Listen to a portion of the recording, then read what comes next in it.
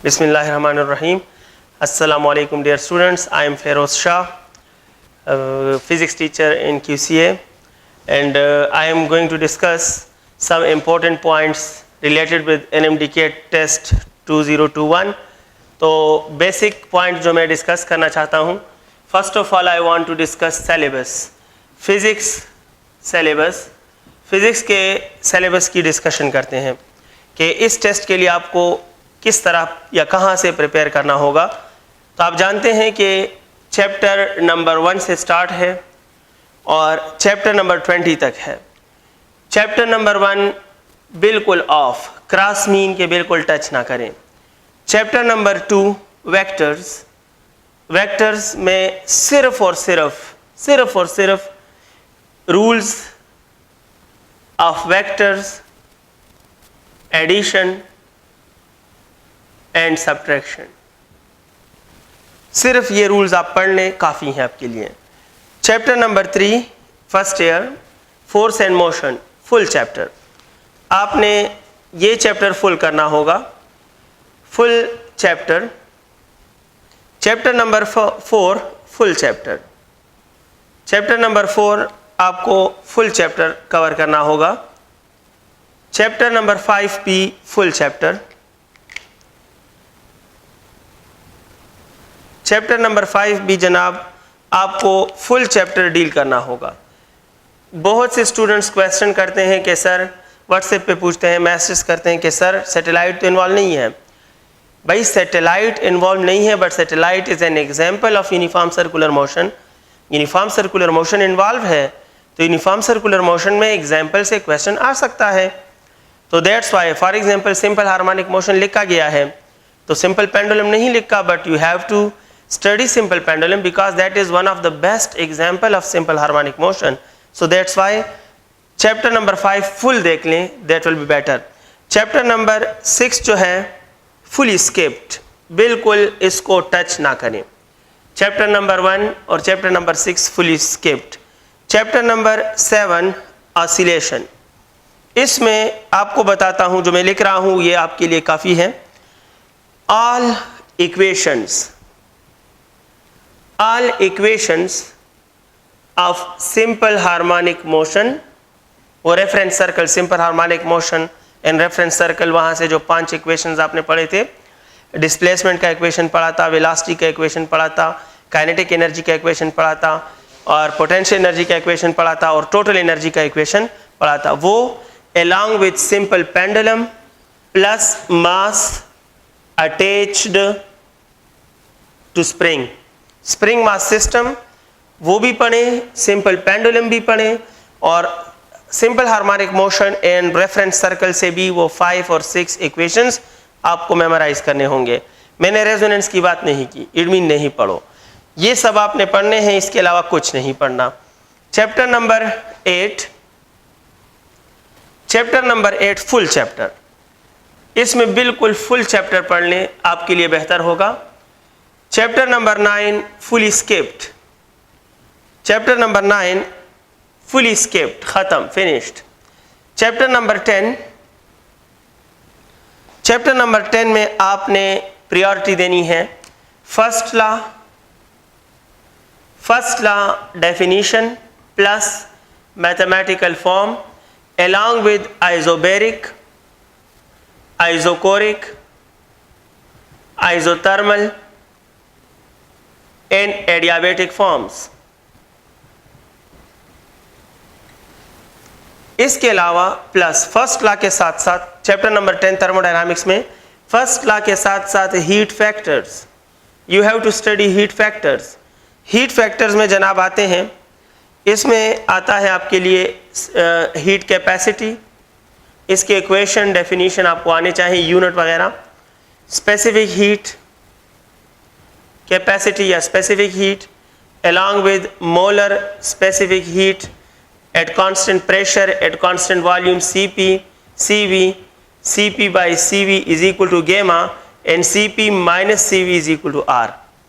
ये chapter number 10 का काम है, तो ये काइंडली नोट कीजिए, चैप्टर नंबर 1 से चैप्टर नंबर 10 तक इसको आपने मस्ट पढ़ना है। ये जो मैं बता रहा हूँ ये मस्ट है, ये मस्ट पढ़ो। जिस स्टूडेंट ने ये नहीं पढ़े और वो इनके अलावा स्टडी कर रहा है तो वो वेस्ट ऑफ टाइम कर रहा है, ख्वार कर रहा है ख़ुद को।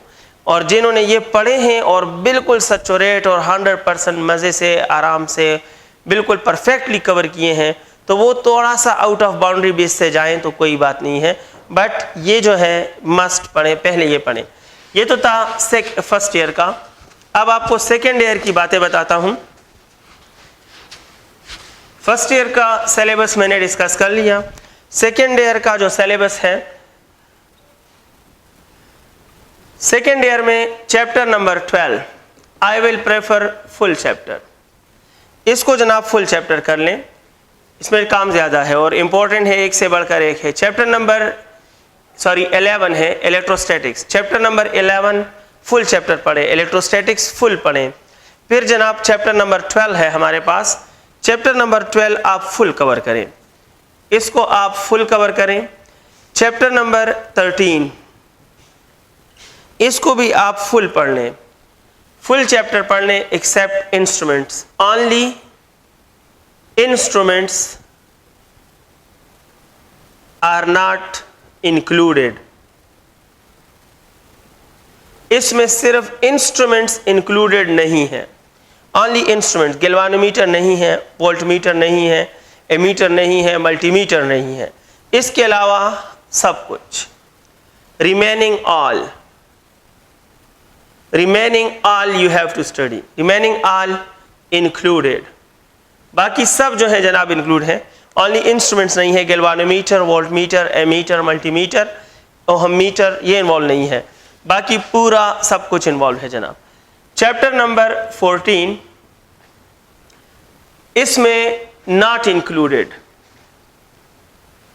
इंक्लूडेड पहले बताता हूं जो आपने नहीं पढ़ने।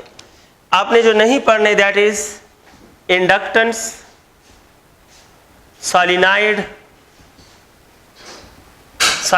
Inductance of solenoid chapter number 14 में, और सेल्फ इंडक्शन, म्यूचुअल इंडक्शन, ये प्रोसेसेस शामिल नहीं है। इंक्लूडेड जो है, included remaining all.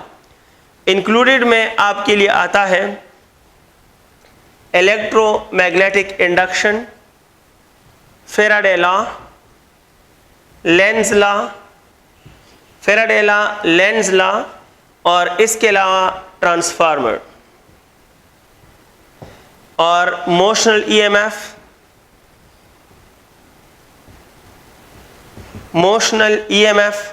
Faraday law, Lenz law, ये सारी बातें आपने पढ़नी है।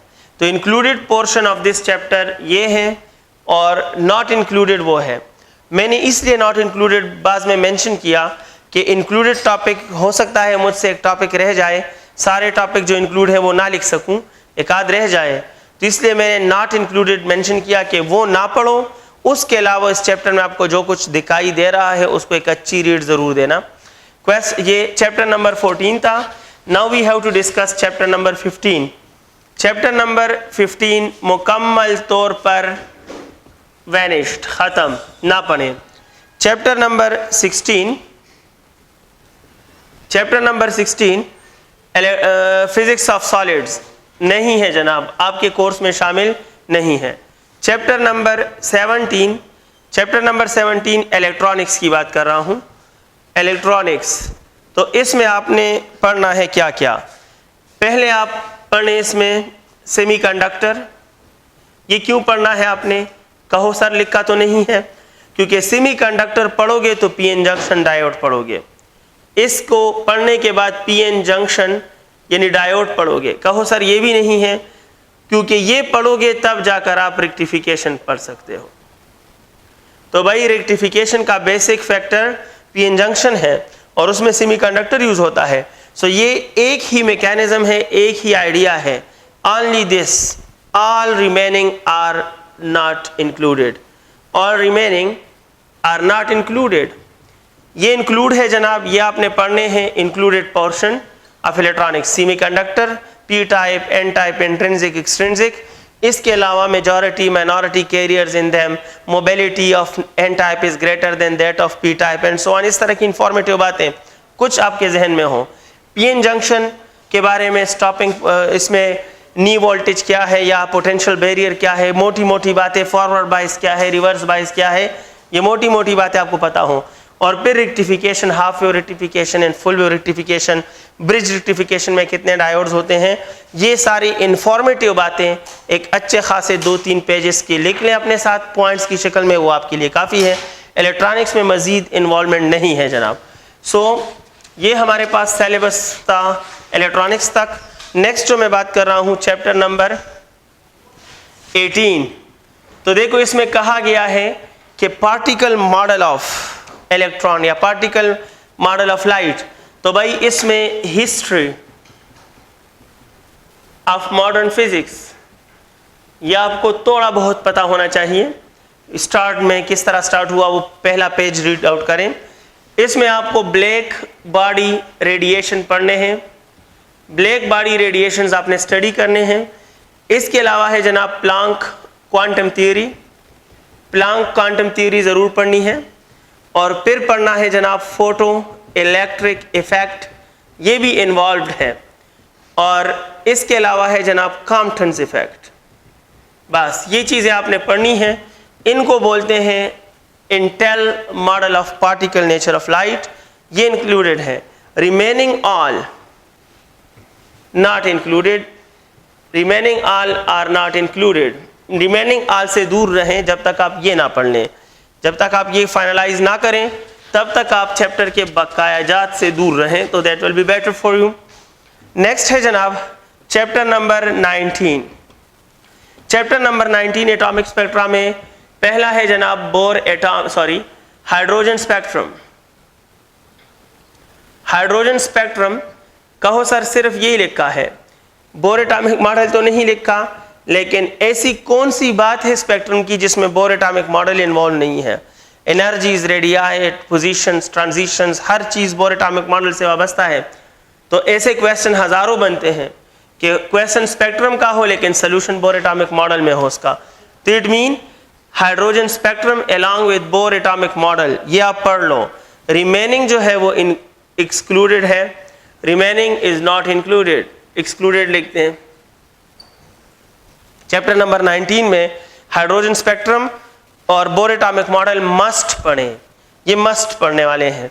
Chapter number 20 last chapter of your physics course nuclear physics, सिर्फ और सिर्फ रेडियो एक्टिविटी का टॉपिक पढ़ें। ओनली रेडियो एक्टिविटी, ओनली सिर्फ रेडियो एक्टिविटी पढ़ना है। रेडियो एक्टिविटी का मतलब है कि इसका डेफिनीशन, इसकी हिस्ट्री, इसके हिस्ट्री के बाद इसमें टाइप्स ऑफ रेडिएशन, उनके effects, alpha rays, beta rays, gamma rays, effects, nuclei में क्या चेंज आता है, एटॉमिक नंबर कैसे चेंज होता है, एटॉमिक मास कैसे चेंज होता है, हम पर इनके क्या असरात होते हैं, पेनिट्रेशन कितनी है, आयोनाइजेशन एबिलिटी कितना है, चार्ज कितना है, स्पीड कितना है, ऑल दीज आर इफेक्ट्स। इसके अलावा इसमें डीके लॉ, हाफ लाइफ और इसके अलावा डीके कांस्टेंट, ये चीज़ें आपने पढ़नी है। Remaining all are not included. तो चैप्टर 20 में ये सारी चीज़ें अप टू द बेस्ट आप पढ़ लें। ये तो बातें थी जनाब सिलेबस की। अब सिर्फ दो छोटी छोटी बातें आपको मज़ीद बता रहा हूँ। सिलेबस डिस्कशन तो हमने कर लिया, दो छोटी छोटी बातें आपको बता रहा हूँ मज़ीद। पहली बात तो ये है कि इंफॉर्मेशंस के मुताबिक आप स्टूडेंट्स, ज़्यादातर स्टूडेंट्स फेसबुक पे अननोन ग्रुप्स ऑफ MCQs वगैरह ज्वाइन कर लेते हैं, उनकी प्राइवेसी डैमेज हो जाती है उससे। जहाँ तक हमें एडमिनिस्ट्रेशन से पता चला या हमें बताया गया, केसेस सामने आए, as we are concern with this field, so therefore the impacts are too clear to us, so that's why various groups on Facebook जो हैं, कोशिश करें, आप स्टूडेंट से कह रहा हूँ कि इस तरह के ग्रुप्स को फुली अवॉइड करें, इनको ज्वाइन ना कीजिएगा। मुझे जो पता चला या एक्सपीरियंस हुआ, अच्छा खासा स्टूडेंट होता है, मेल हो या फीमेल हो, उनकी अच्छी खासी कॉन्सेप्ट होती है, एक कमांड होता है सब्जेक्ट पर, बट MCQ का एक स्टैंडर्ड होता है।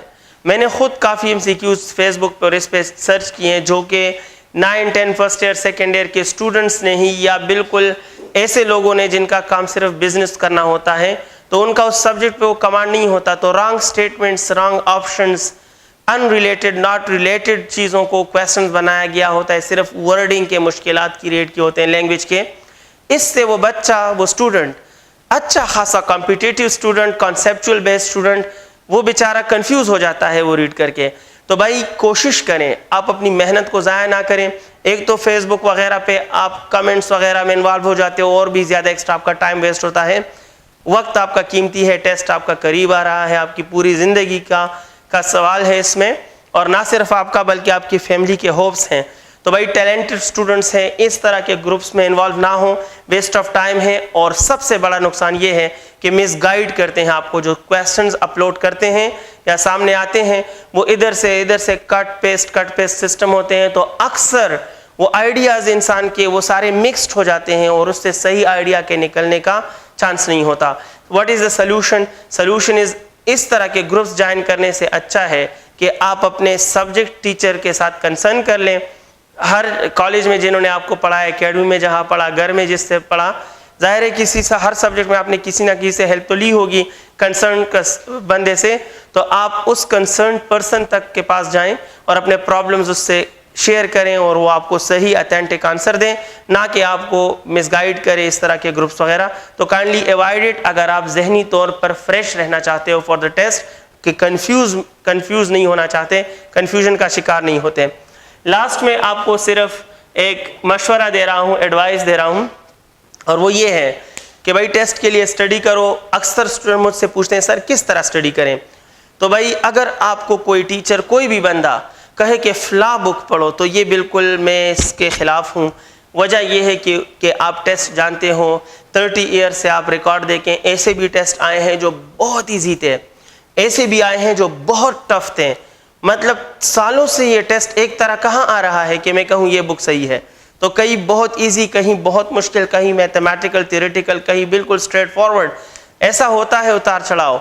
अनइम्पोर्टेंट चीज़ भी इस टेस्ट में क्लिक हो सकती है और इम्पोर्टेंट से इम्पोर्टेंट चीज़ भी आ सकती है। तो एक ख़ास मटीरियल आपसे कोई कहे कि यही पढ़ो, तो आई थिंक ये गलत है। ये बस आपको किस्मत के हवाले करना है, आपकी मेहनत को ज़ाया करना है कि अगर आपकी किस्मत उससे आ गया तो आ गया, नहीं तो बस आपका नुकसान। मैं खुद समझता हूँ कि आपको किस तरह पढ़ना चाहिए। How to study. एक फ्रेश बंदा इस टेस्ट के लिए प्रिपेयर करना चाहता है तो उसका फर्स्ट स्टेप क्या होगा? 3-4 स्टेप में बात कर रहा हूँ, बात ख़त्म कर रहा हूँ। पहला पॉइंट, उसको अपना बुक, केपी बुक पढ़ना चाहिए सही तरह, एक बार रीड करे, plus Punjab book, Punjab text book. पहले मैं कहता था ना पढ़ें, अब जो प्रीवियस एक्सपीरियंस हुआ NMD के टेस्ट का, तो पढ़ना चाहिए जनाब। केपी बुक का और पंजाब बुक का सेलेक्टेड टॉपिक, सिलेबस का टॉपिक दोनों में पढ़ लो। पहले दोनों बुक्स एक बार सही तरह रीड आउट कर लें। Important points, information, units, values वगैरह, रिलेशन अपने साथ पेज पे लिखते जाएं ताकि दोबारा आपको बुक खोलने की ज़रूरत ना हो। वो पेज आप कंसर्न करें और इजीली टाइम सेव करके रिवाइज कर सकें। सब फर्स्ट स्टेप आपका ये होगा। सेकेंड स्टेप ऑफ प्रिपरेशन क्या है? बेशुमार बुक्स हैं, इतने बुक्स हैं कि कोई गिन भी नहीं सकता। स्टूडेंट्स अपना टाइम सिर्फ बुक्स कलेक्शन में, किसी ने आज कान में कहा कि भाई फलां जगह बुक है बहुत अच्छी है, तो पूरा दिन ज़ाया करके वहाँ चला जाता है, बुक ले आता है। अगले दिन कोई कहे फलां जगह, फिर वहाँ जाता है। अब बुक लाते हो, पढ़ोगे कब? इतने ज़्यादा बुक्स जो आप गिन भी नहीं सकते, पढ़ोगे कैसे? सारे बुक्स आप उठा के MCQs के देख लें तो सारे बुक्स में 90% आइडिया सेम होते हैं। 90, बस एक में क्वेश्चन में 30 डेटा है तो दूसरे में 3 होगा, एक में वो क्वेश्चन नंबर 27 है तो दूसरे में वो क्वेश्चन नंबर 17 होगा। डेटा में फ़र्क है, आइडियाज़ तो सब कुछ वही है। मैं सजेस्ट करूंगा कि भाई easy book, but one book of MCQs का सिर्फ एक बुक उठाएं, इजी, जो आपके लिए सबसे इजी लगता हो वो उठाएं। और जब तक MCQs का वो बुक देख रहे हो तो कोई दूसरा बुक ना देखें। बुक्स पढ़ने के बाद, KP book, Punjab text book पढ़ने के बाद MCQs का कोई एक बुक स्टार्ट से लास्ट तक वो कवर करो। इस तरह कवर करो कि इस क्वेश्चन में ये आंसर गलत है तो क्यों गलत है, ये आंसर ठीक है तो क्यों ठीक है, अलॉन्ग विद द रीजंस। वो कवर हो जाए तो फिर नेक्स्ट बुक। इस तरह फिर नेक्स्ट बुक, और वो सिरे से लास्ट तक कवर हो जाए तो फिर नेक्स्ट बुक। अगर जो भी आपके पास है, जो भी अवेलेबल हो, मैं कहता हूँ इजीली अवेलेबल हो, जिसके पीछे आपको घूम फिर कर लोगों की मेहनतें करके सॉफ्ट और हार्ड फॉर्म में कलेक्शन ना, बिल्कुल स्ट्रेट फॉरवर्ड जो अवेलेबल हो। 90% books are similar in MCQs and ideas. So पहले एक बुक पढ़ो, ये बिल्कुल ना कीजिएगा कि एक बुक भी पढ़ रहे हो साथ में दूसरा पढ़ रहे हो। कभी बुक के लैंग्वेजेस में फ़र्क होता है, आइडियाज़ वही होते हैं, लैंग्वेजेस में फ़र्क होता है जिसको आप एब्जॉर्ब नहीं कर पाते हो मेंटली, दैट्स वाई आप डिस्टर्ब होते हो। जो आखिरी बात है बुक्स की, फर्स्ट स्टेप ये है, सेकेंड स्टेप ये है, थर्ड स्टेप ये है, तो ये करें। ज़्यादा से ज़्यादा 2 और 3 बुक्स तक अगर आपको टाइम हो तो एक बार रीड आउट करें, काफ़ी है। जो लास्ट सजेशन है मेरा वो ये है कि try to attend chapter wise tests, at least one series anywhere। भाई कहीं पर भी आप टेस्ट सीरीज का, चैप्टर वाइज टेस्ट सीरीज का एक सीरीज जरूर अटेंड करें along with the discussion seriously. बाकी कहाँ पर अरेंज करोगे वो खुद डिसाइड करो, जो एक्सेसिबल हो आपके लिए अप्रोच में, डिस्कशन तक आप वहाँ वेट कर सको, आने जाने का प्रॉब्लम ना हो और इजीली हो आपके लिए। और दूसरी बात, स्टैंड आउट को भी ज़रूर देखिए, क्योंकि आप इतना ख्वारी करोगे, मेहनत करोगे, पैसे खर्च करोगे, वक्त यूटिलाइज करोगे तो फिर स्टैंडर्ड चीज़ आपको मिले। तो जो स्टूडेंट मुझसे पूछे सर किस तरह पढ़ें, मैं यकीन करता हूँ जो स्टूडेंट इस तरीके से पढ़ेंगे they will be fully prepared for the test, और वो किसी भी टेंशन से वो बर्रा होंगे। Last point, wish you all the best. अल्लाह आपका हामी व नासिर हो। अल्लाह हाफिज़।